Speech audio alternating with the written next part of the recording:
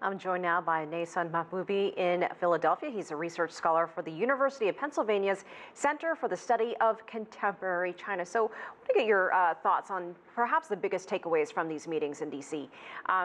This was something that was supposed to happen several weeks ago. It was postponed. So is any FaceTime good FaceTime? Sure, and hi, Elaine. Thanks for having me on.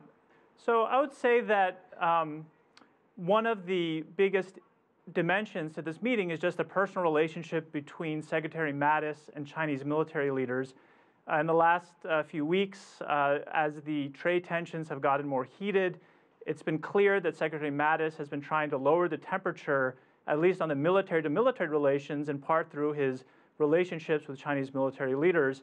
And so this meeting, I think, holding it after it was canceled in Beijing was a positive thing. But at the end of the day, all of these efforts are placeholders until President Trump and President Xi Jinping actually meet in person in Argentina later this month.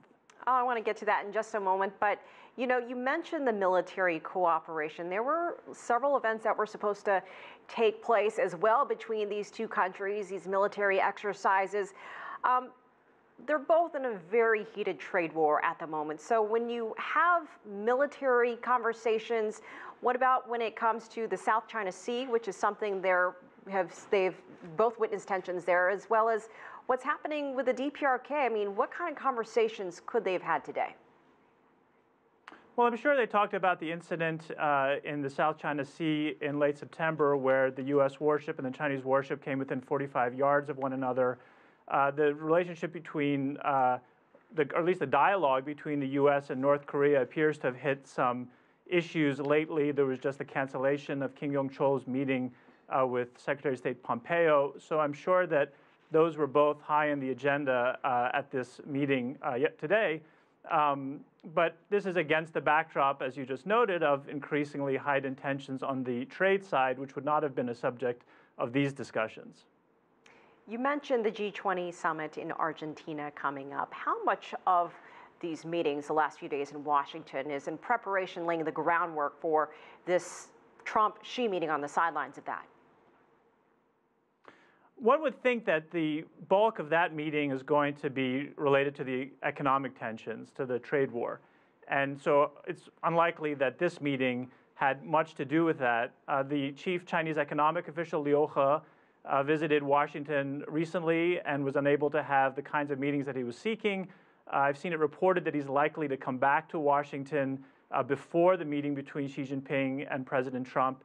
And those meetings, I think, will be more significant in laying the groundwork for what President Trump and President Xi will be discussing in Argentina.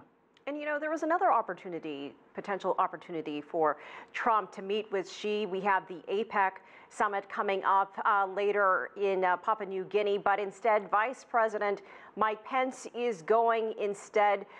He was also the U.S. representative at the Summit of the Americas in Lima, Peru. Is there anything to read here?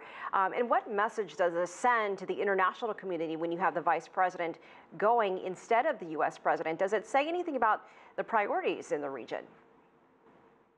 Well, the Vice President gave this big speech on China in the beginning of October, and so he's clearly being made sort of a point person at this moment in the dialogues between the U.S. and China for expressing the U.S. position. That speech probably was mostly designed for a domestic audience in advance of the midterms, but that audience probably paid less attention to it than the international audience and China in particular.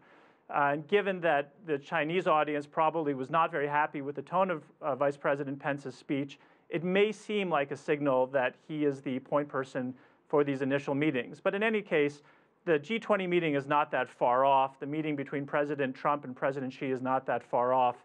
So I think really it's waiting to see in a few weeks what the outcome of that meeting will be. All right, Neysun Mahboubi, always great to hear your thoughts. Thank you for joining us.